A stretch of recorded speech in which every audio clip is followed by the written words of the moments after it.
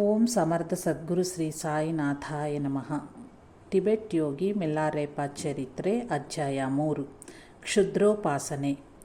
ಕೆಲ ದಿನಗಳ ತರುವಾಯ ನನ್ನ ಪಾಠಶಾಲೆಯ ವಿದ್ಯಾಭ್ಯಾಸವು ಒಂದು ದಿನ ಹಠಾತ್ತಾಗಿ ನಿಂತು ಹೋಯಿತು. ನನ್ನ ಅಧ್ಯಾಪಕರು ಎಲ್ಲರಿಗೂ ಸುಪರಿಚಿತರಾದ ಶಾಲೆಯ ಶಿಕ್ಷಕರು. ಅವರಿಗೆ ಗೌರವ ಸೂಚಿಸುವುದಕ್ಕಾಗಿ ಗ್ರಾಮಸ್ಥರೆಲ್ಲರೂ ಒಂದು ದಿನ ಔತಣ ಊಟವನ್ನೇ ಏರ್ಪಡಿಸಿ ಅವರನ್ನು ಆಹ್ವಾನಿಸಿದರು. ಔತಣಕೂಟದಲ್ಲಿ ಮದ್ಯವು ಪೂರ್ಣವಾಗಿ ಪ್ರವೇಶಿಸಿತ್ತು. ಅಧ್ಯಾಪಕರಾದರೂ ಅದಕ್ಕೆ ಯಾವ ಅಡ್ಡಿಯನ್ನೂ ಹೇಳದೆ ಸೇವಿಸಿದರು. ಅವರು ಜೊತೆಯಾಗಿ ನನ್ನನ್ನೂ ಸಹ ಆ ಔತಣಕೂಟಕ್ಕೆ ಕರೆದುಕೊಂಡು ಹೋಗಿದ್ದರು. ನಾನೂ ಸಹ ಮಧುವನ್ನು ಸೇವಿಸಿದ್ದರಿಂದ ನನ್ನ ತಲೆಗೆ ಮತ್ತೇರಿತು. ಸಂಸಾರ ಸಾಗಿಸಲು ಬೇಕಾದ ಅನೇಕ ವಸ್ತುಗಳು ಅವರಿಗೆ ಬಹುಮಾನವಾಗಿ ದೊರಕಲು ಅವೆಲ್ಲವುಗಳನ್ನೂ ತಲೆಯ ಮೇಲೆ ಹೊತ್ತು ಅವರ ಮನೆಗೆ ತಳುಹಿಸಬೇಕು ಎಂದು ಹೇಳಿ ಅವರು ನನ್ನನ್ನು ಮುಂಚೆಯೇ ಕಳುಹಿಸಿದರು. ಮತ್ತೇರಿದ ನಾನು ಗಂಟಲು ಬಿಚ್ಚಿ ಹಾಡಬೇಕನಿಸಿ ದಾರಿಯಲ್ಲಿ ಸುಶ್ರಾವ್ಯವಾಗಿ ಹಾಡುತ್ತಾ ನನ್ನ ಶಾರೀರ ಮಾಧುರ್ಯಕ್ಕೆ ನಾನೇ ಪರವಶನಾಗಿ ನಮ್ಮ ಅಧ್ಯಾಪಕರ ಮನೆಗೆ ಹೋಗುವ ಹಾದಿಯಲ್ಲಿ ಇರುವ ನಮ್ಮ ಮನೆ ಕುಟೀರದ ಹತ್ತಿರ ನಡೆದು ಸಾಗುತ್ತಿದ್ದೆನು. ಆ ಸಮಯದಲ್ಲಿ ನಮ್ಮ ತಾಯಿ ಮನೆಯಲ್ಲಿ ಬಾರ್ಲಿಯನ್ನು ಬೇಯಿಸುತ್ತಿರುವಾಗ ನನ್ನ ಹಾಡು ಕಿವಿಗೆ ಬೀಳುತ್ತಂತೆಯೇ ಆ ಸುಮಧುರ ಸ್ವರ ನನ್ನದೇ ಎಂದು ಬಹು ಸುಲಭವಾಗಿ ಗುರುತಿಸಿದಳು. ನಾವಿದ್ದ ದುರ್ಭರವಾದ ಈ ಸಂಕಷ್ಟದ ಸ್ಥಿತಿಯಲ್ಲಿ ನಾನೆಷ್ಟು ಸಂತೋಷವಾಗಿ ಇರುವುದನ್ನು ಅವಳು ನಂಬಲಾರದೆ ಹೋದಳು.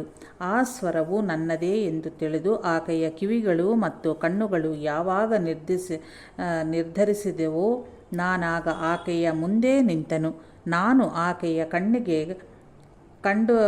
ಕಂಡೊಡನೆಯೇ ಬಲಗೈಯಲ್ಲಿ ಇದ್ದ ಸೌಟು ಮತ್ತು ಎಡಗೈಯಲ್ಲಿದ್ದ ಬಾಣಲಿಯನ್ನು ಕೆಳಗೆ ಹಾಕಿ ಒಂದು ಕೈಯಲ್ಲಿ ಉರಿಯುತ್ತಿರುವ ಕೊಳ್ಳಿಯನ್ನು ಹಿಡಿದು ಮನೆಯಿಂದ ಹೊರಗೂಡಿ ಬರುತ್ತಾ ಸ್ವಲ್ಪವೂ ಹಿಂದು ಮುಂದು ನೋಡದೆ ಬೂದಿಯನ್ನು ಮುಖಕ್ಕೆ ಎರಚಿ ಕೊಳ್ಳಿಯಿಂದ ನನ್ನ ತಲೆಗೆ ಹೊಡೆಯಲು ಬರುತ್ತಾ ಸ್ವರ್ಗಸ್ಥರಾದ ನಮ್ಮ ತಂದೆಯನ್ನು ಉದ್ದೇಶಿಸಿ ಎಂತಹ ಬುದ್ಧಿಗೇಡಿ ಮಗನನ್ನು ಹೆತ್ತಿದ್ದೇವೆ ನೋಡಿರೆಂದು ಕೇಕೆ ಹಾಕುತ್ತಿದ್ದ ಆವೇಶದಲ್ಲಿ ಪ್ರಜ್ಞೆ ತಪ್ಪಿ ಬಿದ್ದಳು. ಈ ರಗಳೆಯನ್ನೆಲ್ಲ ನೋಡುತ್ತಿದ್ದ ಪೇಟ, ಅಣ್ಣ ಏನನ್ನ ಆಲೋಚಿಸುತ್ತಿದ್ದೀಯಾ? ಅಮ್ಮನಿಗಾಗಿದೆಯೋ ಏನೋ ನೋಡು ಬಾ ಎಂದು ದೊಡ್ಡ ದನಿಯಲ್ಲಿ ಅಳುತ್ತಿದ್ದಳು. ನಮ್ಮ ಅಮ್ಮ ಹೊಡೆದ ಏಟುಗಳು ಮತ್ತು ಪೇಟಾಳ ಅಳುವಿನೊಂದಿಗೆ ನನಗೇರಿದ ಮತ್ತೆಲ್ಲ ಇಳಿದು ಹೋಯಿತು. ನಾವಿಬ್ಬರೂ ನಮ್ಮ ಅಮ್ಮನನ್ನು ತಟ್ಟಿ ಪ್ರಜ್ಞೆ ಬರುವಂತೆ ಮಾಡಲು ಪ್ರಯತ್ನಿಸಲಾರಂಭಿಸಿದೆವು. ಆಕೆಗೆ ಪ್ರಜ್ಞೆ ಬರುತ್ತಿದ್ದಂತೆಯೇ ಪ್ರೇಮದಿಂದ ನನ್ನನ್ನು ತಬ್ಬಿಕೊಂಡು ಮುದ್ದಾಡುತ್ತಾ, ಏನು ಮಗು, ನಿನ್ನೇನನ್ನು ಪಡೆದದೆ ಎಂದು ಅಷ್ಟೊಂದು ಆನಂದವಾಗಿ ಹಾಡಿಕೊಳ್ಳುತ್ತಾ ಬರ್ತಿದ್ದೀಯಾ? ನಮಗಿಂತಲೂ ಬಡವರು ಈ ಪ್ರಪಂಚದಲ್ಲಿ ಇನ್ನೆಷ್ಟು ಮಂದಿ ಇರುವರೋ ಎಂದು ನನಗೆ ಯಾವಾಗಲೂ ಅನಿಸುತ್ತಿರುತ್ತದೆ. ಈ ಕಷ್ಟಗಳನ್ನು ನೆನೆಸಿಕೊಂಡು ದುಃಖಿಸುವುದನ್ನು ಬಿಟ್ಟರೆ ನಾನು ಇನ್ನೇನನ್ನು ತಾನೇ ಮಾಡಲು ಸಾಧ್ಯ ಎಂದನ್ನುತ್ತಾ ಕಣ್ಣೀರು ಸುರಿಸಿದಳು. ನಾವು ಮೂವರು ಹೀಗೆ ಕಣ್ಣೀರು ಸುರಿಸುತ್ತಾ ಇದ್ದು ಬಿಟ್ಟೆವು. ಸ್ವಲ್ಪ ಹೊತ್ತಿನ ತರುವಾಯ ನಾನು, ಅಮ್ಮ, ನೀನು ಅಕ್ಷರಶಃ ನಿಜವನ್ನೇ ಹೇಳಿದ್ದೀಯೆ. ಈ ಕ್ಷಣದಿಂದ ನೀನೇನು ದುಃಖಿಸಬೇಡ. ನೀನೇನು ಹೇಳಿದರೆ ಅದನ್ನೇ ಮಾಡುತ್ತೇನೆಂದು ಪ್ರತಿಜ್ಞೆ ಮಾಡುತ್ತಿದ್ದೇನೆ. ನಾನೇನು ಮಾಡಬೇಕು ಹೇಳಮ್ಮ ಎಂದನು. ಅದಕ್ಕೆ ಆಕೆ, ನಮ್ಮ ಶತ್ರುಗಳನ್ನು ನೀನು ಸಾಯುವಂತೆ ಹೊಡೆದು ಮನೆಯಲ್ಲಿ ಹೊರಲಾಡಿಸುತ್ತಿದ್ದರೆ ನಾನದನ್ನು ನೋಡಬೇಕನಿಸುತ್ತದೆ. ಆದರೆ ನಿನಗದು ಅಸಾಧ್ಯ. ಆದರೆ ನೀನು ಕ್ಷುದ್ರ ವಿದ್ಯೆಗಳನ್ನು ಕಲಿತು ಬಂದರೆ ಅವರನ್ನು ಸುಲಭವಾಗಿ ಸಾಯಿಸಬಲ್ಲೆ. ಮುಖ್ಯವಾಗಿ ನಮ್ಮ ವಿಷಯದಲ್ಲಿ ಹೀನಾತಿಹೀನವಾಗಿ ಪ್ರವರ್ತಿಸಿದ ನಿಮ್ಮ ಚಿಕ್ಕಮ್ಮ ಚಿಕ್ಕಪ್ಪರನ್ನು ಮತ್ತು ನಮ್ಮ ಶತ್ರುಗಳಲ್ಲಿ ಯಾರು ಒಬ್ಬರೂ ಬದುಕುಳಿಯದಂತೆ ಸರ್ವನಾಶನ ಮಾಡಬಲ್ಲೆ. ನಿನ್ನ ಕೈಲಾದರೆ ನನಗಾಗಿ ಪ್ರಯತ್ನಿಸಿ ನೋಡು ಎಂದಳು. ಗುರುವಿಗೆ ದಕ್ಷಿಣೆ ಕೊಡಲು ಬೇಕಾದ ದುಡ್ಡನ್ನು ಕೊಡುವ ಹಾಗಿದ್ದರೆ ನೀನು ಹೇಳಿದ್ದನ್ನು ತಪ್ಪದೇ ನೆರವೇರಿಸುತ್ತೇನೆ. ದಾರಿಯ ಖರ್ಚಿಗೆ ಮತ್ತು ತಿನ್ನಲು ಬೇಕಾದ ಪದಾರ್ಥಗಳು ಸಹ ನನಗೆ ಸ್ವಲ್ಪ ಹಣ ಬೇಕಾಗುತ್ತದೆ ಎಂದನು. ಆಕೆಯೇ ಅಸಗೇನು, ಇದು ದೊಡ್ಡ ಕಷ್ಟವಾಗಿರಲಿಲ್ಲ. ತನಗೆ ಇದ್ದಿದ್ದು ಹೊಲದಲ್ಲಿ ಅರ್ಧ ಮಾರಿ ವೈಢೂರ್ಯ ಖಚಿತವಾದ ಚಿನ್ನದ ಉಂಗುರವನ್ನು ಮತ್ತು ಶ್ವೇತ ಬಣ್ಣದ ಚಿಕ್ಕ ಕುದುರೆಯನ್ನು ನನಗಾಗಿ ತಂದಳು.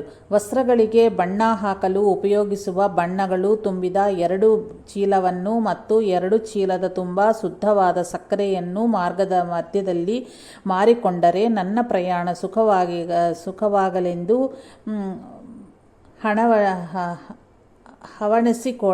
ಹವಣಿಸಿಕೊಂಡಳು. ನಾನು ಶೀಘ್ರವೇ ಮೋನಿ, ಒಂದು ಜಾತಿಯ ಕುದುರೆಯ ಮೇಲೆ ಈ ಎಲ್ಲ ವಸ್ತುಗಳೊಂದಿಗೆ ಏರಿ ಹೊರಟು ದಂಗೋತಾಂಗ ಎಂಬ ಪ್ರದೇಶದಲ್ಲಿ ಆತ್ಮಜ್ಞಾನವೆಂಬ ಹೆಸರುಳ್ಳ ಒಂದು ಛತ್ರದಲ್ಲಿ ಉಳಿದುಕೊಂಡು ನನ್ನೊಂದಿಗೆ ಮಂತ್ರವಿದ್ಯೆಗಳನ್ನು ಕಲಿಯಲಿಕ್ಕಾಗಿ ಹೊರಟವರಾರಾದರೂ ಜೊತೆಯಾದರೇನೋ ಎಂದು ಕಾದು ನೋಡಿದ್ದನು. ಅಲ್ಲಿಯೇ 4-5 ಹುಡುಗರು ಜೊತೆಯಾದರು. ಅವರೆಲ್ಲರೂ ಕ್ಷುದ್ರ ವಿದ್ಯೆಗಳನ್ನು ಕಲಿಯುವ ಸಲುವಾಗಿ ಅಮಿತೋತ್ಸಾಹಿಗಳಾಗಿ ಹೊರಟವರೇ ಆಗಿದ್ದರು. ನಾವೆಲ್ಲರೂ ಸೇರಿ ಹೊರಟಬೇಕು ಎಂದು ನಿಶ್ಚಯಿಸಿಕೊಂಡವು. ಆದರೆ ನನ್ನೊಂದಿಗೆ ಬಂದ ನಮ್ಮ ತಾಯಿ ಅವರುಗಳನ್ನು ಪಕ್ಕಕ್ಕೆ ಕರೆದುಕೊಂಡು ಹೋಗಿ ನಾನು ಶುದ್ಧ ಸೋಮರಿಯ ಎಂದು ಅವರನ್ನು ನಂಬಿಸಿ ನಾನು ಶ್ರದ್ಧೆಯಿಂದ ವಿದ್ಯೆಗಳನ್ನು ಅಭ್ಯಸಿಸುವಂತೆ ನೋಡಿಕೊಳ್ಳಬೇಕು ಎಂದು ಅವಶ್ಯವಿದ್ದರೆ ನನ್ನನ್ನು ದಂಡಿಸುವುದಕ್ಕೂ ಹಿಂಜರಿಯಬಾರದು ಎಂದು ಹೇಳಿದಳು. ನಮ್ಮೊಂದಿಗೆ ನಮ್ಮ ತಾಯಿಯೂ ಸಹ ಸ್ವಲ್ಪ ದೂರ ಬರುತ್ತಾ ನಾವು ಉಳಿದುಕೊಂಡ ಸ್ಥಳದಲ್ಲೆಲ್ಲ ನಮಗೆ ಕುಡಿಯಲು ಬೀರು ಕೊಡುತ್ತಾ ಬಂದಳು. ಆದರೆ ನಮಗಳಿಗೆ ಹೊರಡಬೇಕಾದಾಗ ದುಃಖಿಸುತ್ತಾ ಗದ್ಗದವಾದ ಕಂಠದಲ್ಲಿ ನಾವಿರುವ ಸ್ಥಿತಿಯನ್ನು ಚೆನ್ನಾಗಿ ಜ್ಞಾಪಕ ಇಟ್ಟುಕೊಂಡು ಕೃಷಿ ಮಾಡು. ಆ ದ್ರೋಹಿಗಳ ಮೇಲೆ ಸೇಡು ತೀರಿಸಿಕೊಳ್ಳುವುದಕ್ಕಾಗಿ ನೀನು ತಯಾರಾಗಬೇಕು. ನಿನ್ನೊಂದಿಗೆ ಬರುತ್ತಿರುವವರೆಲ್ಲ ಕೇವಲ ಕೀರ್ತಿಗಾಗಿ ಮಾತ್ರವೇ ವಿದ್ಯೆಗಳನ್ನು ಕಲಿಯುತ್ತಿದ್ದಾರೆ. ಆದರೆ ನಿನಗದು ಅತ್ಯಗತ್ಯ. ಒಂದು ಪಕ್ಷ ನೀನೇನಾದರೂ ಕ್ಷುದ್ರ ವಿದ್ಯೆಗಳನ್ನು ಸಾಧಿಸದೆ ಬಂದೇ ಆದರೆ ನಿನ್ನ ಕಣ್ಣೆದುರೇ ನನ್ನ ಪ್ರಾಣ ಕಳೆದುಕೊಳ್ಳುತ್ತೇನೆ ಎಂದು ನನಗೆ ಹೇಳಿದಳು. ನಮ್ಮ ತಾಯಿಯಾದರೂ ಅಂದುಕೊಂಡಂತೆಯೇ ಮಾಡಿ ತಿರುತ್ತೇಳೆ ಎಂದು ನನಗೆ ಗೊತ್ತು. ಆದ್ದರಿಂದಲೇ ಆಕೆಯ ಮಾತುಗಳು ನನ್ನಲ್ಲಿ ಮಾರ್ಪಾಡು ತಂದವು. ನಾನು ಕೂಡ ದುಃಖದಿಂದ ಕಣ್ಣೀರು ಸುರಿಸುತ್ತಾ ಆಕೆಯ ಮಾತುಗಳನ್ನು ಅಕ್ಷರಶಃ ನೆರವೇರಿಸಿಯೇ ತೀರುತ್ತೇನೆ ಎಂದು ಪ್ರತಿಜ್ಞೆ ಮಾಡಿ ಬೀಳ್ಕೊಂಡೆನು. ತದನಂತರ ನನ್ನ ಬಳಿ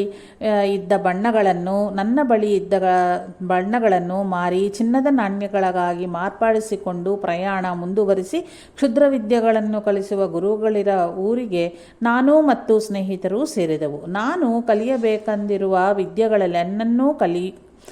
ವಿದ್ಯೆಗಳೆಲ್ಲವನ್ನೂ ಕಲಿಯಲು ವಿದ್ಯೆ ಕಲಿಸುವ ಕಾಲದಲ್ಲಿ ನನ್ನನ್ನು ಮೋಹಿಸಲು ನನ್ನ ಬಳಿ ಇರುವ ಸರ್ವಸ್ವವನ್ನು, ನನ್ನನ್ನು ಪೋಷಿಸಲು ನನ್ನ ಬಳಿ ಇರುವ ಸರ್ವಸ್ವವನ್ನು ಮತ್ತು ನನ್ನ ಶರೀರವನ್ನು ಗುರುಗಳಿಗೆ ಕಾಣಿಕೆಯಾಗಿ ಇಟ್ಟೆನು. ಆ ಗುರು ಮಂದಹಾಸದೊಂದಿಗೆ ನನ್ನನ್ನು ಶಿಷ್ಯವಾಗಿ ಸ್ವೀಕರಿಸಿದರು. ನಾವುಗಳು 1 ವರ್ಷದ ಕಾಲ ವಿದ್ಯಾಭ್ಯಾಸ ಮಾಡಿದೆವು. ನನ್ನ ಜೊತೆಯವರು ತಾವುಗಳು ಅಲ್ಲಿಯವರೆಗೆ ಕಲಿತ ವಿದ್ಯೆಗಳೊಂದಿಗೆ ತೃಪ್ತರಾಗಲು ನಮ್ಮ ಗುರುಗಳು ಒಬ್ಬೊಬ್ಬರಿಗೂ ತಲಾ 1 ಕೋಟು ಕೊಟ್ಟು ಕಳುಹಿಸಿದರು. ಆದರೆ ಅಲ್ಲಿಯವರೆಗೂ ನಾನು ಕಲಿತ ವಿದ್ಯೆಗಳೆಲ್ಲವೂ ಶ್ರೇಷ್ಠವಾದಗಳೆಂದು ಕೀರ್ತಿ ತರುವಂತಹವುಗಳಾಗಿದ್ದರೂ ಅವುಗಳೆಲ್ಲವೂ ನಾನು ಬಂದ ಕಾರ್ಯವನ್ನು ನೆರವೇರಿಸಬಲ್ಲವುಗಳೆಂದಾಗಲಿ ಕ್ಷುದ್ರ ವಿದ್ಯೆಗಳಲ್ಲಿ ನಾನು ಮೊದಲ ಮೆಟ್ಟಿಲನ್ನಾದರೂ ಹತ್ತಿದಂತ ಆಗಲಿ ನನಗನಿಸಲಿಲ್ಲವಾದ್ದರಿಂದ ನನ್ನನ್ನು ಕಲಿಸಿಕೊಡಬೇಕಾದರೆ ನನ್ನ ಗುರುವು ನನಗೆ ಕೊಟ್ಟು ಕೋಟನ್ನು ಚೊಕ್ಕವಾಗಿ ಮಡಿಚಿ ಅವರಿಗೆ ಮರುಕಾಣಿಕೆಯಾಗಿ ಸಮರ್ಪಿಸಿಕೊಳ್ಳುವುದ ಬಿಟ್ಟರೆ ನನ್ನದೆಂಬುದು ನನ್ನ ಬಳಿ ಇನ್ನೇನೂ ಇರಲಿಲ್ಲ. ಆದ್ದರಿಂದ ಅದನ್ನೇ ಅವರಿಗೆ ಸಮರ್ಪಿಸಿ ಇದಕ್ಕಿಂತಲೂ ಶ್ರೇಷ್ಠವಾದ ವಿದ್ಯೆಯನ್ನು ಕಲಿಸಿಕೊಡಬೇಕು ಎಂದು ಕೋರುವುದಕ್ಕಾಗಿ ಮತ್ತೆ ಹಿಂದಕ್ಕೆ ತೆರಳಿದನು. ನಾನು ಮತ್ತೆ ಅವರ ಮನೆಗೆ ಹೋಗಬೇಕಾದ ದಾರಿಯಲ್ಲಿ ಇದ್ದ ಬೆರಣಿಯನ್ನೆಲ್ಲ ಒಟ್ಟು ಮಾಡಿಕೊಳ್ತಾ ಮನೆ ಸೇರಿ ತೋಟದಲ್ಲಿದ್ದ ಸಗಣಿಗಳೆಲ್ಲ ಚೆನ್ನಾಗಿ ಗೊಬ್ಬರ ಹಾಕಿ ಪಾತಿಗಳನ್ನು ಮಾಡಿದನು. ನಾನು ಮಾಡಿದ ಕೆಲಸಗಳನ್ನೆಲ್ಲ ಕಿಟಕಿಯಿಂದ ಅವರು ನೋಡುತ್ತಾ ಒಬ್ಬ ವಿದ್ಯಾರ್ಥಿಗೆ ನಾನು ಬಹಳ ಪ್ರೇಮ ವಾತ್ಸಲ್ಯವಿರುವನೆಂದು ಕಷ್ಟಪಟ್ಟು ಕೆಲಸ ಮಾಡುವನೆಂದು ನನ್ನ ಬಗ್ಗೆ ಪ್ರಶಂಸೆ ಮಾಡಿದರೆಂದು ತಿಳಿದುಕೊಂಡ ಮೇಲೆ ನನಗೆ ಬಹಳ ಉತ್ಸಾಹ ಉಂಟಾಯಿತು. ನನ್ನ ಗುರುವು ನನ್ನನ್ನು ಪ್ರೇಮದಿಂದ ಮಾತನಾಡಿಸುತ್ತಾ ನಾನು ಇನ್ನೂ ಏನು ಕಲಿಯಬೇಕೆಂದುಕೊಳ್ಳುತ್ತಿದ್ದೇನೋ ಎಂದು ಕೇಳಿದ ನಂತರ ನನ್ನ ಕುಟುಂಬದ ಕಷ್ಟಗಳನ್ನೆಲ್ಲ ಅವರೆದುರಿಗೆ ತೋಡಿಕೊಂಡೆನು. ಅದರೊಂದಿಗೆ ಅವರ ಮನಸ್ಸು ಕರಗಿ ನನ್ನ ಮೇಲೆ ಕರುಣೆ ಹುಟ್ಟಿತು. ಅತ್ಯಮೂಲ್ಯವಾದ ಕಾಣಿಕೆಗಳನ್ನು ಸಮರ್ಪಿಸಿದವರಿವರೆಗೂ ಸಹ ಇದಕ್ಕಿಂತಲೂ ಉನ್ನತ ವಿದ್ಯೆಗಳನ್ನು ಕಲಿಸಲು ನಿರಾಕರಿಸಿದರೆಂದು ಹೇಳುತ್ತಲೇ ನನ್ನ ಕೋರಿಕೆಯನ್ನು ಅವರು ಅಂಗೀಕರಿಸಿದರು. ಆದರೆ ಅವರೂ ಸಹ ಈ ವಿಷಯದಲ್ಲಿ ಜಾಗ್ರತೆ ವಹಿಸಿದರು. ನಾನು ಹೇಳಿದ ಕಥೆಯು ನಿಜವೋ ಸುಳ್ಳೋ ಎಂದು ತಿಳಿದುಕೊಳ್ಳಕ್ಕಾಗಿ ಅವರು ನನ್ನ ಸ್ವಗ್ರಾಮಕ್ಕೆ ಒಬ್ಬ ವ್ಯಕ್ತಿಯನ್ನು ಕಳುಹಿಸಿ ಅವನು ಹಿಂದಿರುಗಿದ ಮೇಲೆ ಅದೆಲ್ಲವೂ ಸತ್ಯವೆಂದು ತಿಳಿದುಕೊಂಡ ನಂತರ ನನ್ನನ್ನು ಕರೆಯಿಸಿ ನನ್ನೊಂದಿಗೆ ಸರಿಯಾದ ಕಾರಣವಿಲ್ಲದೆ ಕ್ಷುದ್ರ ವಿದ್ಯೆಗಳನ್ನು ಕಲಿತು ಮೂರ್ಖತ್ವದಿಂದ ಪ್ರವರ್ತನೆ ಮಾಡುತ್ತೀಯೇ ಎಂದು ಇದುವರೆಗೆ ನನಗೆ ತಿಳಿದ ವಿದ್ಯೆಗಳನ್ನು ನಿನಗೆ ತಿಳಿಸಲಿಲ್ಲ. ನಿನ್ನ ಪರಿಸ್ಥಿತಿಯ ಬಗ್ಗೆ ತಿಳಿದು ನನಗೀಗ ಸಮಾಧಾನವಾಗಿದೆ. ಆದ ಕಾರಣ ಈಗ ಎಲ್ಲ ವಿದ್ಯೆಗಳನ್ನು ನಿನಗೆ ಕಳಿಸುತ್ತೇನೆ. ಈಗ ನೀನು ಉನ್ನತ ವಿದ್ಯೆಗಳನ್ನು ಕಲಿಯಲು ಸಾಂಗೋ ಎಂಬ ತಗ್ಗು ಪ್ರದೇಶದಲ್ಲಿ ಇರುವ ನನ್ನ ಮೊದಲಿನ ವಿದ್ಯಾರ್ಥಿಯ ಬಳಿ ಹೋಗಬೇಕಾಗಿದೆ. ಅವನು ಶ್ರೇಷ್ಠವಾದ ತಂತ್ರಶಾಸ್ತ್ರ ವಿಶಾರದ ಆಲಿಕಲ್ಲಿನ ಮಳೆಯನ್ನು ಸೃಷ್ಟಿ ಮಾಡಿ ಅವುಗಳನ್ನು ತನ್ನ ಬೆರಳ ತುದಿಯಲ್ಲಿ ಹೇಗೆ ಬೇಕಾದ ಹಾಗೆ ವರ್ಷಿಸುವಂತೆ ಮಾಡಲು ಸಮರ್ಥವಾದನು. ಅವನಿಗೀಯಬೇಕಾದ ಕಾಣಿಕೆಗಳನ್ನು ಮತ್ತು ನನ್ನ ಶಿಫಾರಸಿನ ಪತ್ರವನ್ನು ಕೊಡುತ್ತೇನೆ. ಅಲ್ಲಿಗೆ ಹೋಗಲು ದಾರಿ ತೋರಿಸುವುದಕ್ಕಾಗಿ ನನ್ನ ಮಗನನ್ನು ಜೊತೆ ಮಾಡಿ ಕಳುಹಿಸಿಕೊಡುತ್ತೇನೆ. ಪ್ರಾಣಗಳನ್ನು ತೆಗೆಯುವುದು ನಾಶ ಮಾಡುವುದು ಕಲಿಯಬೇಕೆಂದು ಯಾರೂ ಅವನ ಬಳಿಗೆ ಬರುವರೋ ಅವರನ್ನು ನನ್ನ ಬಳಿಗೆ ಕಳುಹಿಸುತ್ತಾನೆ. ಆಲಿಕಲ್ಲಿನ ಮಳೆ ಸುರಿಸುವ ವಿದ್ಯೆಯನ್ನು ಕಲಿಯಲು ಯಾರಾದರೂ ನನ್ನಲ್ಲಿ ಬಂದರೆ ಅವರನ್ನು ಅವನ ಬಳಿಗೆ ಕಳುಹಿಸುತ್ತೇನೆ. ಆ ವಿಧವಾದ ಒಪ್ಪಂದವು ನಮ್ಮಗಳ ಮಧ್ಯೆ ಇದೆ. ಹಾಗಾಗಿ ನೀನು ಅವನ ಬಳಿಗೆ ಹೋಗೆಂದು ಹೇಳಿ ಅವರ ಮಗನನ್ನು ನನ್ನೊಂದಿಗೆ ಕಳುಹಿಸಿಕೊಟ್ಟರು.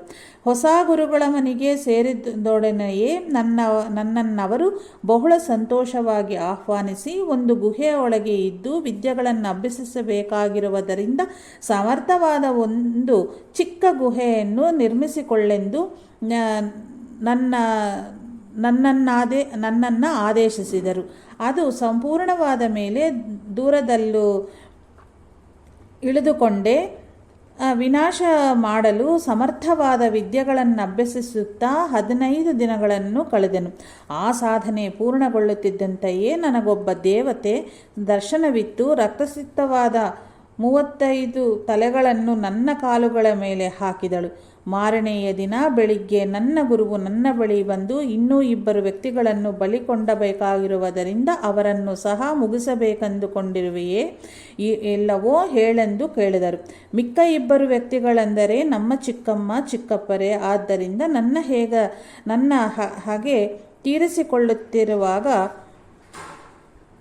ನನ್ನ ಪಗೆ ತೀರಿಸಿಕೊಳ್ಳುತ್ತಿರುವಾಗ ಅವರನ್ನು ಅನುಭವಿಸುವ ದುಃಖವನ್ನು ಕಣ್ಣಾರೆ ಕಾಣಬೇಕೆಂಬ ಉದ್ದೇಶದಿಂದ ಅವರನ್ನು ಪ್ರಾಣಗಳೊಂದಿಗೆ ಉಳಿಸಿ ಬಯಸಿದನು. ನಂತರ ನನ್ನ ಪಗೆಯನ್ನು ಹೇಗೆ ತೀರಿಸಿಕೊಂಡೆನೋ ಈಗ ವಿವರವಾಗಿ ಹೇಳುತ್ತೇನೆ. ಆದ್ದರಿಂದ ನನ್ನ ಹಾಗೆ ತೀರಿಸಿಕೊಳ್ಳುತ್ತಿರುವಾಗ ಅವರು ಅನುಭವಿಸುವ ದುಃಖವನ್ನು ಕಣ್ಣಾರ ಕಾಣಬೇಕೆಂಬ ಉದ್ದೇಶದಿಂದ ಅವರನ್ನು ಪ್ರಾಣಗಳೊಂದಿಗೆ ಬಯಸಿದೆನು. ನಂತರ ನನ್ನ ಹಗೆಯನ್ನು ಹೇಗೆ ತೀರಿಸಿಕೊಂಡೆನೋ ಈಗ ವಿವರವಾಗಿ ಹೇಳುತ್ತೇನೆ. ಆ ದಿನ ನಮ್ಮ ಚಿಕ್ಕಮ್ಮ ಚಿಕ್ಕಪ್ಪರ ದೊಡ್ಡ ಮಗನ ಮದುವೆ. ಆಗಲೇ ಬಹಳ ಜನ ಆಹ್ವಾನಿತರು ಆ ಮನೆಯಲ್ಲಿ ಸಮಾವೇಶಗೊಂಡಿದ್ದರು. ನಮ್ಮ ಕುಟುಂಬದ ಮೇಲೆ ಸಹಾನುಭೂತಿಯುಳ್ಳ ಕೆಲವರು ಮಾತ್ರ ಮದುವೆಗೆ ಹೋಗಲು ಉತ್ಸಾಹವಿಲ್ಲದರಿಂದ ಆಲಸ್ಯವಾಗಿ ಹೊರಟರು. ಅವರ ಎಲ್ಲರೂ ನಾನು ಕ್ಷುದ್ರ ವಿದ್ಯೆಗಳ ಅಭ್ಯಾಸವನ್ನು ಆಗಲೇ ಪೂರ್ಣಗೊಳಿಸಿ ಇಷ್ಟರಲ್ಲಿಯೇ ಬಂದು ಹಗೆ ತೀರಿಸಿಕೊಳ್ಳುವನೆಂದು ಒಂದು ಪಕ್ಷ ನಾನು ಆ ಸಾಮರ್ಥ್ಯವನ್ನು ಪಡೆಯದೆ ಹೋದರೆ ನಮ್ಮ ಚಿಕ್ಕಮ್ಮ ಚಿಕ್ಕಪ್ಪರ ಪಾಪದ ಕೂಡ ತುಂಬಿ ಅವರು ನಾಶನವಾಗುವ ದಿನಗಳು ಸನ್ನಿಹಿತವಾಗುತ್ತವೆ ಎಂದು ಅವರವರಲ್ಲಿಯೇ ಚರ್ಚಿಸಿಕೊಳ್ಳುತ್ತಿದ್ದರು. ಮದುವೆಯ ಮನೆಯು ಕಾಣಿಸುವಷ್ಟು ದೂರ ಅವರ ಎಲ್ಲರೂ ಬರುತ್ತಿರುವಂತೆಯೇ ನಾನು ನನ್ನ ಶಕ್ತಿಗಳನ್ನು ಪ್ರಯೋಗ ಮಾಡಿದನು.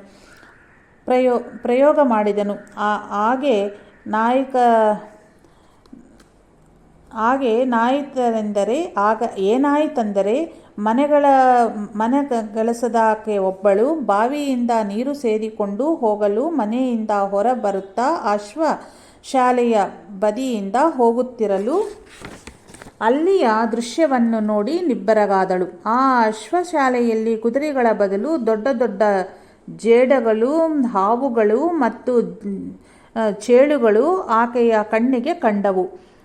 ಭಯಂಕರವಾದ ಚೇಳೊಂದು ಮನೆಗೆ ಆಧಾರವಾದ ಸ್ತಂಭವನ್ನು ಬುಡಮೇಲಾಗಿಸಲು ಪ್ರಯತ್ನ ಮಾಡುತ್ತದೆ. ಆ ದೃಶ್ಯವನ್ನು ನೋಡಿ ಆಕೆ ಕಿರುಚಲು. ಅಲ್ಲಿದ್ದ ಕುದುರೆಗಳೆಲ್ಲವೂ ಹೆದರಿ ಬಂಧಗಳನ್ನೆಲ್ಲವನ್ನು ಕಿತ್ತುಗೆದು ಎಂತೆಂದ ರಕ್ತ ಸಿಕ್ಕುಗಳನ್ನು ತಳ್ಳಿ ಒಳಹತ್ತಿದವು. ಈ ಗಲಾಟೆಯಲ್ಲಿ ಒಂದು ಕುದುರೆ ಮರಿಯು ಆ ಆಧಾರ ಸ್ತಂಭಕ್ಕೆ ಬಂದು ಬಲವಾಗಿ ಡಿಕ್ಕಿ ಹೊಡೆಯಲು ಆ ಸ್ತಂಭವು ಸ್ವಲ್ಪ ಪಕ್ಕಕ್ಕೆ ವಾಲಿತು. ಅಲ್ಲಿಗೆ ಒಮ್ಮೆ ಇಡೀ ಮನೆಯು ಕುಸಿದು ಹೋಯಿತು. ಅದರೊಳ್ಳಕ್ಕೆ ಸಿಕ್ಕಿದ 35 ಮಂದಿ ಆಹ್ವಾನಿತರು ಮೃತರಾದರು. ಅವರು ಆ ಮನೆಯ ಅವಶೇಷಗಳಡಿ ಉಸಿರಾಡದೆ ಬಿದ್ದುಕೊಂಡಿರುವ ಕುದುರೆಗಳ ಬಳಿಯೇ ಸಮಾಧಿಯಾಗಿ ಹೊಂದರು. ಆ ಶಿಥಿಲಗೊಂಡ ಮನೆಯಿಂದ ದಟ್ಟವಾದ ಧೂಳೆದ್ದು ಆ ಪ್ರಾಂತವನ್ನೆಲ್ಲ ಆವರಿಸಿಬಿಟ್ಟಿತು. ಮನೆ ಕುಸಿದ ಶಬ್ದ ಮತ್ತು ಆ ವಿನಾಶಕ್ಕೆ ಪ್ರತ್ಯಕ್ಷ ಸಾಕ್ಷಿಯಾಗಿ ಉಳಿದು ಹೋದ ಕೆಲಸದಾಕೆ ಮಾಡಿದ ಆ ಚಿತ್ಕಾರಕ್ಕೆ ಹತ್ತಿರದಲ್ಲಿದ್ದ ಮನೆಯಿಂದ ಪೇಟ ಹೊರಗೆ ಬಂದು, ಅಮ್ಮ ಬೇಗ ಬಾ, ಚಿಕ್ಕಮ್ಮನ ಮನೆಯೆಲ್ಲವೂ ಕುಸಿದು ಹೋಯಿತು, ಅದರಡಿಯಲ್ಲಿ ಸಿಕ್ಕಿ ಬಹಳ ಜನರು ಸತ್ತು ಹೋದರು ಎಂದು ಅಮ್ಮನನ್ನು ಕರೆದಳು.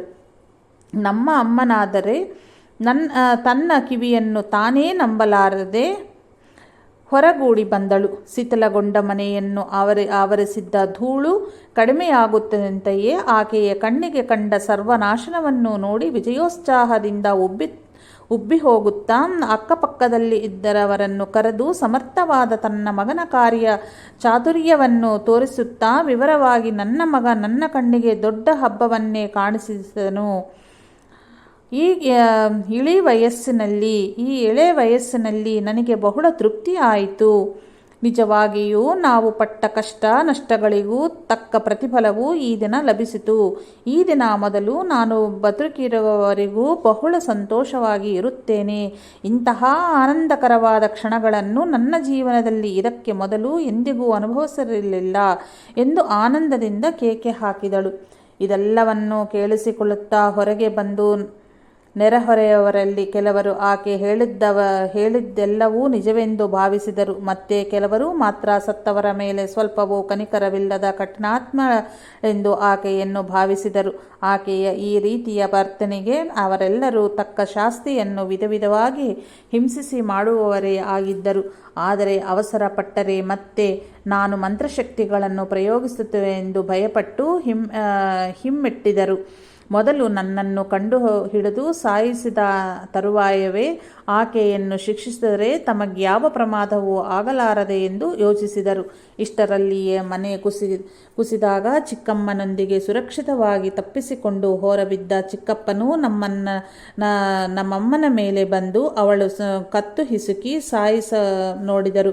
ಆದರೆ ಇನ್ನೂ ಇಂತಹ ವಿನಾಶ ಕೃತ್ಯಗಳಿಗೆ ಸಾಕ್ಷಿಯಾಗಲಾರವೆಂದು ಗ್ರಾಮಸ್ಥರು ಆ ಕೃತ್ಯಕ್ಕೆ ಅಡ್ಡ ಬಂದರು. ಇದೆಲ್ಲಕ್ಕೂ ವಿಧದಿಂದಲೂ ಅವರೇ ಕಾರಣಕರ್ತರೆಂದು ನಿಂದಿಸಿದರು. ತರುವಾಯ ಎಲ್ಲರೂ ಸೇರಿ ನನ್ನನ್ನು ಹತ್ಯೆಗೈಯಲು ಸಂಚು ಮಾಡಿದರು. ನಮ್ಮ ತಾಯಿಯ ಅಣ್ಣನವರು ಮಾತ್ರ ಎಲ್ಲರ ಮಧ್ಯದಲ್ಲಿಯೂ ಆಕೆಯ ಭಾವನೆಗಳನ್ನು ಹೊರಗಡಹಿದ್ದಕ್ಕಾಗಿ ಮೇಲುಧ್ವನಿಯಲ್ಲೇ ಬೈಯುತ್ತಾ ಇನ್ನ ಮೇಲೆ ಒಬ್ಬಂಟಿಗಾಗಿ ಹೊರಗೆ ಬಾರದೆ ಮನೆಯಲ್ಲಿಯೇ ಚಿಲುಕುಗಳನ್ನು ಹಾಕಿಕೊಂಡು ಇರಬೇಕು ಎಂದು ಎಚ್ಚರಿಸಿದರು. ಆ ದಿನ ಮೃತ್ಯುಮುಖದಿಂದ ಪಾರಾದ ಮನೆ ಕೆಲಸದಾಕೆ ನಾವು ಶ್ರೀಮಂತರಾಗಿದ್ದಾಗ ನಮ್ಮ ಮನೆಯ ಕೆಲಸ ಮಾಡುತ್ತಿದ್ದಳು. ನನ್ನನ್ನು ಹತ್ಯೆಗೈಯಲು ನೋಡುತ್ತಿದ್ದಾರೆಂಬ ವಾರ್ತೆಯನ್ನು ಕಷ್ಟಪಟ್ಟು ಮುಟ್ಟಿಸಿ ಬಹು ಜಾಗೃತಿಯಾಗಿರಬೇಕೆಂದು ನಮ್ಮ ಅಮ್ಮನಿಗೆ ರಹಸ್ಯವಾಗಿ ವರ್ತಮಾನವನ್ನು ಕಳುಹಿಸಿದಳು. ತಕ್ಷಣವೇ ನಮ್ಮಮ್ಮನ ತನ್ನ ಹೊಲದಲ್ಲಿ ಅರ್ಧದಷ್ಟು ಮಾರಿ ಬಂದ ಹಣವನ್ನು ನನಗೆ ಹೇಗೆ ಕಳುಹಿಸುವುದೆಂದು ಆಲೋಚಿಸುತ್ತಿರಲು ಆಶ್ಚರ್ಯಕರವಾಗಿ ಆಕೆಯ ಬಳಿ ಭಿಕ್ಷುಕನೊಬ್ಬನು ಬಂದನು. ಅವನನ್ನು ನಮ್ಮಮ್ಮ ಆಹ್ವಾನಿಸಿ ಕೆಲ ದಿನಗಳ ಅವನನ್ನು ಮನೆಯಲ್ಲೇ ಇರಿಸಿ ಅವನ ನಡವಳಿಕೆಯನ್ನು ಪರಿಶೀಲಿಸಿ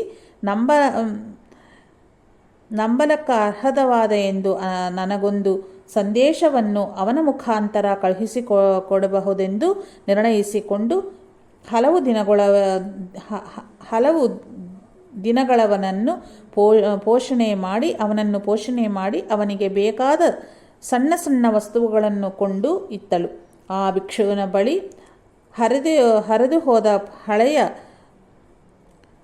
ಸೌದಿಯೊಂದಿತ್ತು. ಅದನ್ನು ಸರಿಮಾಡಿ ಕೊಡುತ್ತೇನೆ ಎಂದು ಅವನಿಂದ ಅದನ್ನು ತೆಗೆದುಕೊಂಡು ಅದರ ಹರಿದ ಜಾಗದಲ್ಲಿ ಬಂಗಾರದ ನಾಣ್ಯಗಳನ್ನು ಅಡಗಿಸಿಟ್ಟು ಹೊಲೆದು ಅದರ ಮೇಲೆ ಕಪ್ಪು ಬಣ್ಣದ ತೇಪೆಯನ್ನು ಹಾಕಿ ಆ ತೇಪೆಯ ಮೇಲೆ ನಕ್ಷತ್ರಗಳನ್ನು ಚೆನ್ನಾಗಿ ಹೊಳೆಯುಗಳಲ್ಲಿ ಬಿಡಿಸಿದಳು.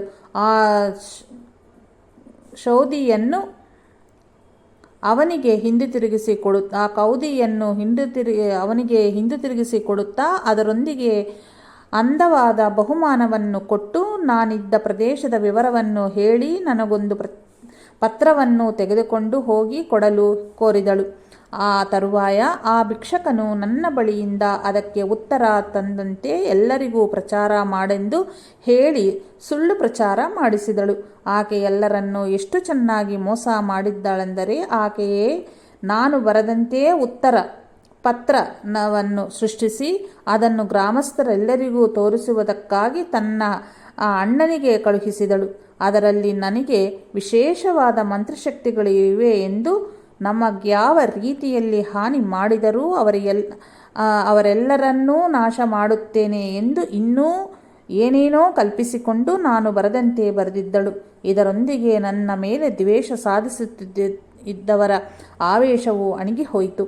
ಆ ಭಯದೊಂದಿಗೆ ನಮ್ಮ ಚಿಕ್ಕಪ್ಪನಿಗೆ ಬುದ್ಧಿ ಹೇಳಿ ನಮ್ಮ ತಂದೆಯವರ ಆಸ್ತಿಯಲ್ಲಿ ತ್ರಿಕೋಣ ಎಂಬ ಭೂಭಾಗವನ್ನು ನಮ್ಮ ಅಮ್ಮನಿಗೆ ಕೊಡಿಸಿದರು. ಅದನ್ನೇ ಆಕೆಯು ನನಗೆ ಹಣ ಕಳುಹಿಸಿ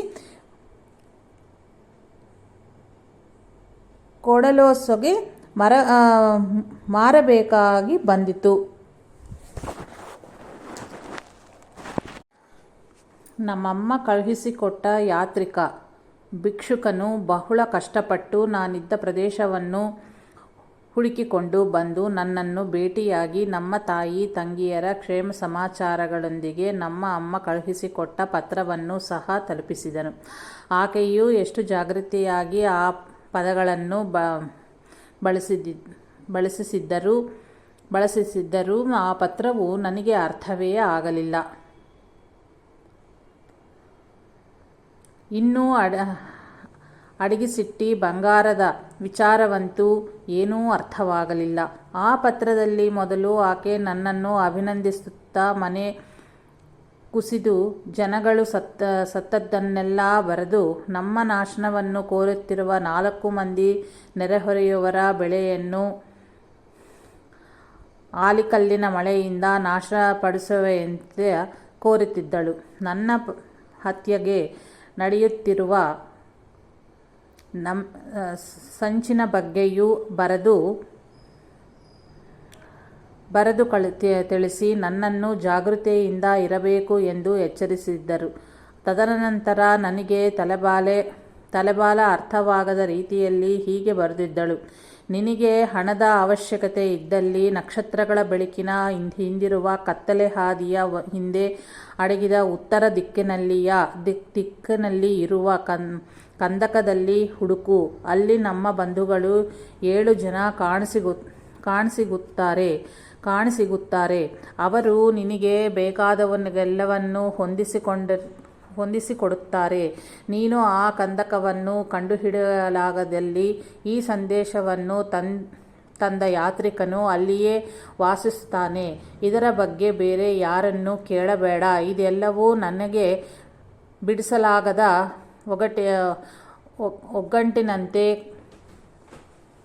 ಕಂಗಾಡುತ್ತಿತ್ತು.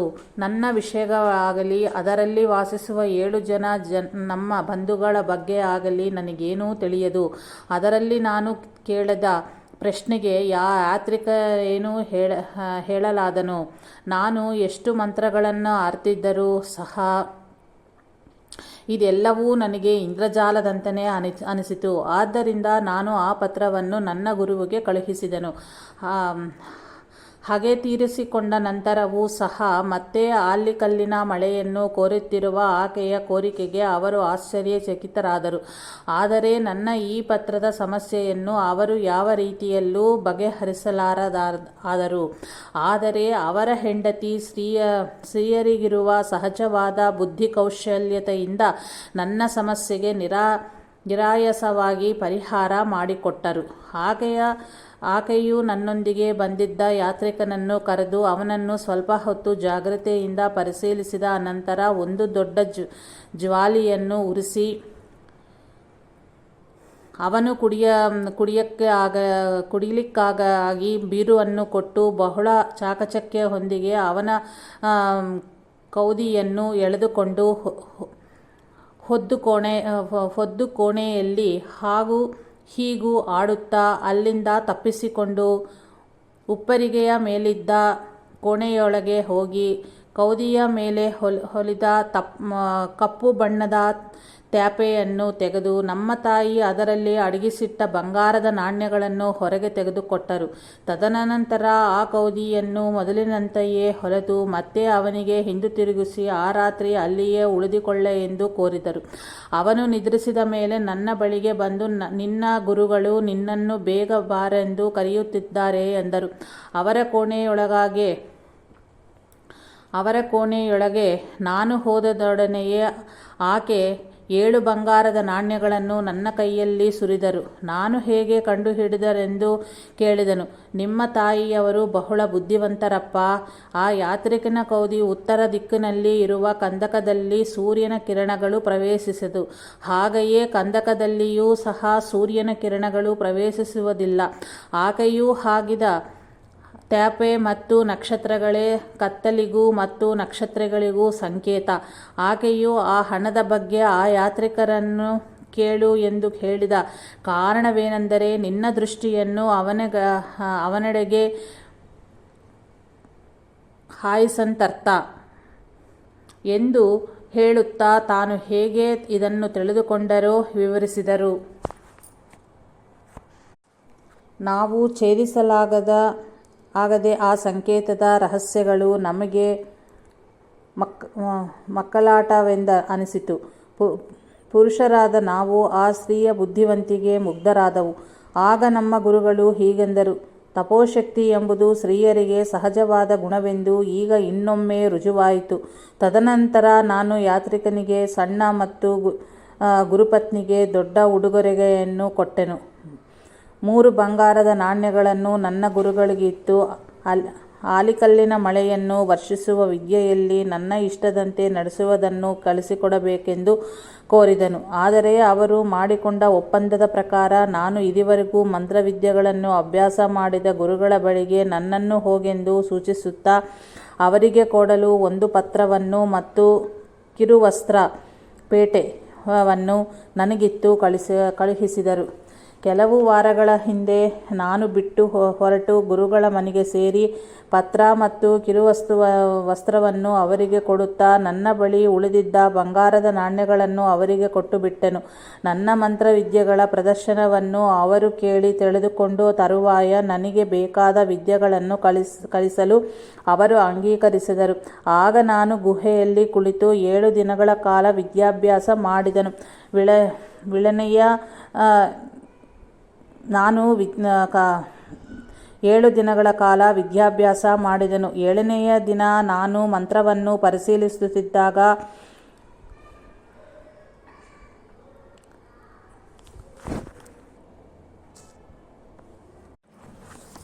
ಕಾರ್ಮೋಡಗಳು ದಟ್ಟವಾಗಿ ಸೇರಿ ಮಿಂಚುಗಳು ಹೊಮ್ಮಿದವು.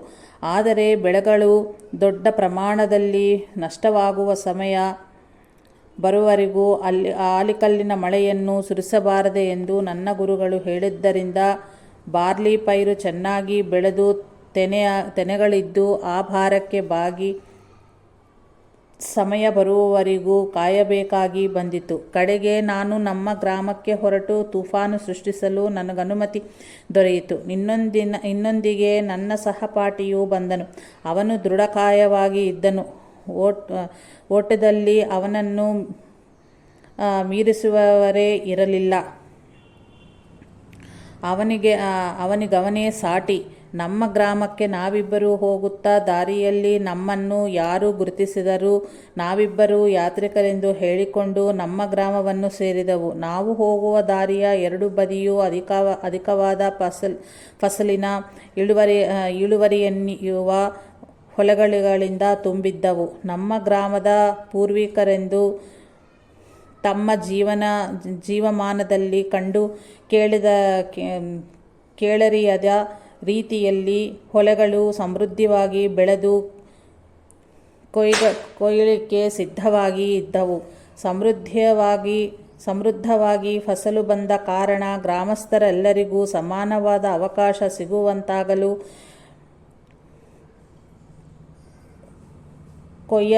ಕೊಯ್ಯನ್ನು ಏಕಕಾಲದಲ್ಲಿ ಪ್ರಾರಂಭಿಸಬೇಕು ಎಂದು ಒಪ್ಪಂದ ಮಾಡಿಕೊಂಡರು. ನನ್ನ ಶಕ್ತಿಗಳನ್ನು ಪ್ರದರ್ಶಿಸುವುದಕ್ಕೆ ಅದು ಬಹು ಒಳ್ಳೆಯ ಅವಕಾಶ ದೊರಕಿಸಿಕೊಟ್ಟಿತು. ಹತ್ತಿರದಲ್ಲಿಯೇ ಇದ್ದ ಬೆಟ್ಟದ ಮೇಲೇರಿ ನಿಂತು ನನಗೆ ಚಿಕ್ಕಂದಿನಿಂದಲೂ ತಿಳಿದಿದ್ದ ಆಳವಾದ ಪ್ರದೇಶದಲ್ಲಿರುವ ನಮ್ಮ ಗ್ರಾಮವನ್ನು ಪ್ರೇಮದಿಂದ ಒಮ್ಮೆ ನೋಡಿ ಆಲಿಕಲ್ಲಿನ ಮಳೆಗೆರೆಯಲು ಪರಿಕರಗಳನ್ನೆಲ್ಲವನ್ನೂ ಹವಣಿಸಿಕೊಂಡು ಮಂತ್ರಪಠನ ಮಾಡಲಾರಂಭಿಸಿದೆವು. ಆದರೆ ಏನೂ ಪ್ರಯೋಜನವಾಗಲಿಲ್ಲ. ನನ್ನ ಎದೆ ಬಡಿತವು ಒಮ್ಮೆಗೆ ಸ್ತಬ್ಧವಂತಾಯಿತು. ಅರೆರೆ, ನನ್ನ ಹಗೆಯನ್ನು ತೀರಿಸಿಕೊಳ್ಳಬೇಡವೇ? ನಾನು ದೇವತೆಗಳೆಲ್ಲರನ್ನೂ ಕರೆಯುತ್ತಾ ನನ್ನ ಕಷ್ಟದ ಗಾಥೆಯೆಲ್ಲ ಹೊರಕಾಕಿ ಕಡೆಗೆ ನನ್ನ ಮೇಲಿನ ವಸ್ತ್ರವನ್ನು ತೆಗೆದು ನೇಲಕ್ಕೆ ಒಗೆದು ನಿರಾಶೆಯಿಂದ ನಾನು ಪಟ್ಟ ಕಷ್ಟಗಳನ್ನು ನೆನೆಸಿಕೊಂಡು ಬಿಕ್ಕಿ ಬಿಕ್ಕಿ ಅಳಹತ್ತಿದೆನು. ಆಗ ಆಕಾಶದಲ್ಲಿ ಕಾರ್ಮೋಡಗಳು ಆವರಿಸಿಕೊಂಡವು. ಆಲಿಕಲ್ಲುಗಳು ಅತಿ ವೇಗವಾಗಿ ವರ್ಷಿಸಲಾರಂಭಿಸಿದವು. ಮೇಘಗಳು ಗರ್ಜಿಸಿ ಮಿಂಚುಗಳು ನಮ್ಮ ಸುತ್ತಲೂ ತಾಂಡವವಾಡಿದವು. ಹೊಲಗಳೆಲ್ಲವೂ ಹೊಂಡಗಳಂತಾಗಿ ನಿರ್ಜೀವವಾದವು. ಅಂದವಾದ ಬಾರ್ಲಿ ತೆನೆಗಳೆಲ್ಲವೂ ಮಣ್ಣು ಪಾಲಾದವು. ಆ ಗಾಳಿ ಮಳೆಗಳಿಗೆ ಬೆಟ್ಟದಲ್ಲಿ ನೀರಿನ ಪ್ರವಾಹವೇರ್ಪಟ್ಟು ಕಲ್ಲು ಬಂಡೆಗಳು ಬಿದ್ದು ದೊಡ್ಡ ದೊಡ್ಡ ಕಂದಕಗಳೇರ್ಪಟ್ಟವು. ಆ ಗಾಳಿಯ ಮಳೆಗೆ ನಾವು ಸಂಪೂರ್ಣ ತೊಯ್ದು ಹೋದೆವು.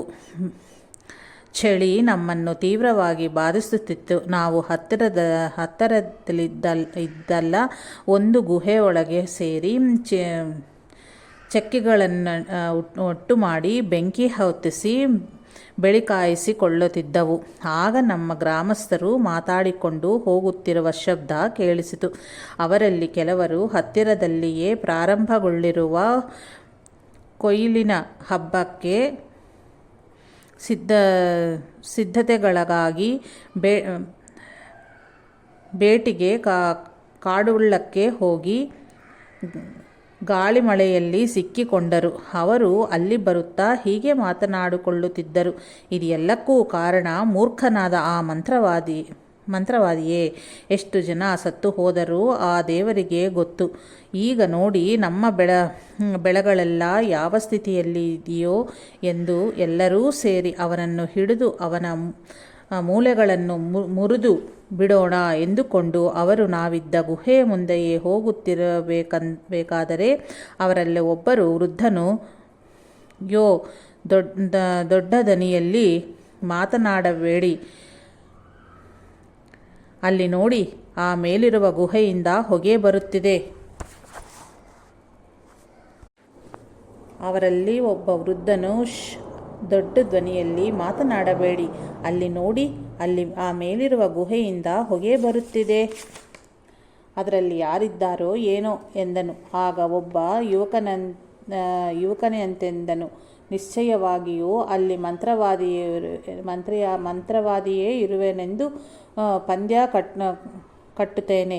ನಾವು ಗ್ರಾಮಕ್ಕೆ ತ್ವರೆಯಾಗಿ ಹೋಗಿ ಎಲ್ಲರನ್ನೂ ಬೇಗ ಕರೆದುಕೊಂಡು ಬಂದು ಬೆಟ್ಟವನ್ನು ಸುತ್ತುವರೆದು ಅವರನ್ನು ಹೊರಗೆಳೆದು ಮತ್ತೆ ಅವನು ಯಾರಿಗೂ ಯಾವ ತೊಂದರೆಯನ್ನು ಉಂಟು ಮಾಡುವುದಕ್ಕೂ ಮುಂಚೆಯೇ ಅವನನ್ನು ಸಾಯಿಸಿ ಬಿಡೋಣ ಎಂದೆನು.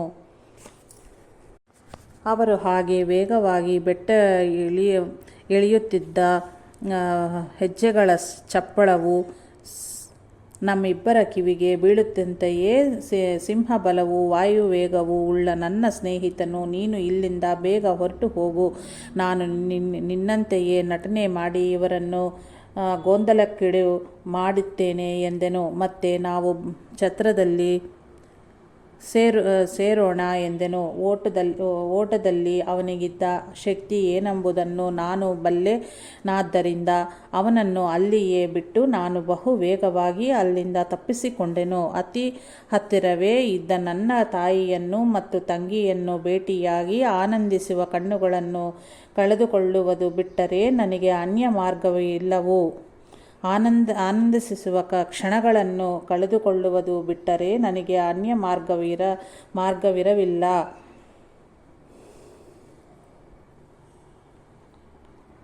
ದಾರಿಯಲ್ಲಿ ನನಗೊಂದು ನಾಯಿ ಕಚ್ಚಿದ್ದರಿಂದ ನಾನು ಅಂದುಕೊಂಡ ಸಮಯಕ್ಕಿಂತಲೂ ನಿಧಾನವಾಗಿ ನಾವು ನಿಶ್ಚಯಿಸಿದ ಸ್ಥಳವನ್ನು ಸೇರಿದವು. ನಂತರ ನನ್ನ ಸ್ನೇಹಿತನು ಭೇಟಿಯಾದ ಮೇಲೆ ಅವನು ನಡೆದಿದ್ದೆಲ್ಲನೂ ಹೇಳಿದನು. ಗ್ರಾಮಸ್ಥರು ಅವನ ಹಿಂದೆ ಬೀಳಲು ಸ್ವಲ್ಪ ದೂರ ಓಡಿ ಅವರು ಅವನನ್ನು ಇನ್ನೇನು ಹಿಡಿದು ಬಿಟ್ಟರೆಂದುಕೊಳ್ಳುವಷ್ಟರಲ್ಲೇ ಮತ್ತೆ ಓಡುತ್ತಾ ಮತ್ತೆ ನಿಂತು ಚಪ್ಪಾಳೆ ತಟ್ಟಿ ಅವರುಗಳನ್ನು ಕರೆಯುತ್ತಾ ಅವನು ನನ್ನಂತೆಯೇ ನಟನೆ ಮಾಡುತ್ತಾ ಅವರಿಗೆ ಚೆನ್ನಾಗಿ ಕೇಳಿಸಿಕೊಳ್ಳಿ, ಯಾರು ನನ್ನ ಮೇಲೆ ಕೈ ಹಾಕುವದನೋ ಅವನೇ ನನ್ನ ಆಟದ ರುಚಿ ನೋಡುವನು. ಇಲ್ಲಿಯವರೆಗೆ ನಾನು ಎಷ್ಟು ಮಂದಿಯನ್ನು ಮುಗಿಸಿದರೂ ನನ್ನ ಹಾಗೆ ತೀರಲಿಲ್ಲ. ಆದರೆ ಸಲುವಾಗಿಯೇ ಈಗ ಬೆಳೆಗಳನ್ನೆಲ್ಲ ನಾಶನ ಮಾಡಿದೆನು. ನೀವು ನಮ್ಮನ್ನು ಮತ್ತು ತಂಗಿಯನ್ನು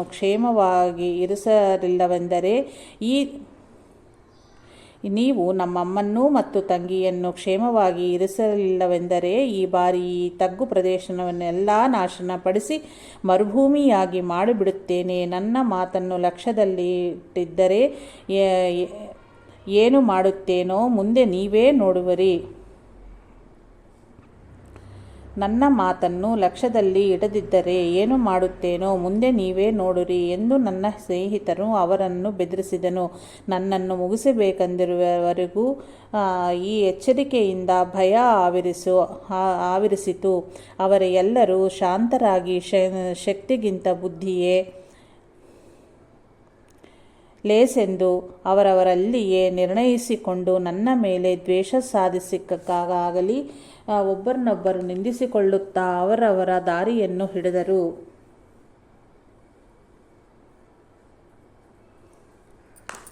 ಅವನು ಮತ್ತೆ ಛತ್ರವನ್ನು ಸೇರಿ ನನ್ನ ಪತ್ತೆಯಾಗದರಿಂದ ವಿಚಾರಿಸಲು ನನ್ನ ಬಗ್ಗೆಯ ವಿವರವನ್ನು ಆ ಛತ್ರದ ಯಜಮಾನ ಒದಗಿಸಲಾರರಾದನು. ನೀವು ಯಾತ್ರಿಕರೆಲ್ಲರೂ ಎಲ್ಲಾದರೂ ಔತಣ ನಡೆಯುತ್ತಿದ್ದರೆ ಸಿದ್ಧರಾಗುತ್ತೀರಿ. ಹತ್ತಿರವೇ ಮದುವೆ ಜರುಗುತ್ತಿದೆ. ನೀನು ಅಲ್ಲಿಗೆ ಅತಿಥಿಯಾಗಿ ಹೋಗುವುದಿಲ್ಲವೇ?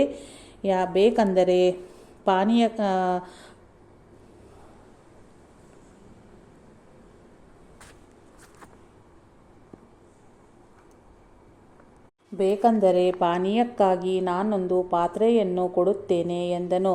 ಅವನಿತ್ತ ಪಾತ್ರೆಯನ್ನು ತೆಗೆದುಕೊಂಡು ಬಂದು ಮದುವೆಯೂಟಕ್ಕೆ ನನ್ನ ಸ್ನೇಹಿತನು ಹಾಜರಾದನು.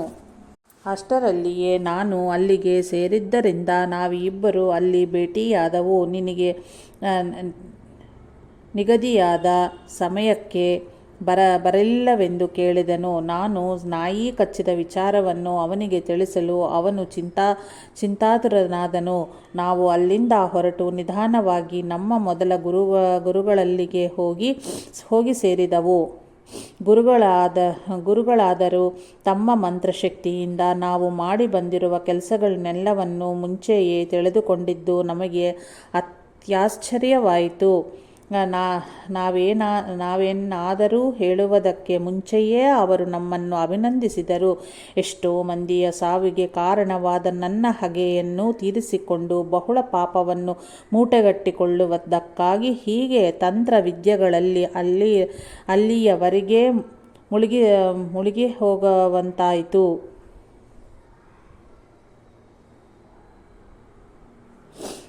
ಜೈ ಸಾಯಿ ಮಾಸ್ಟರ್.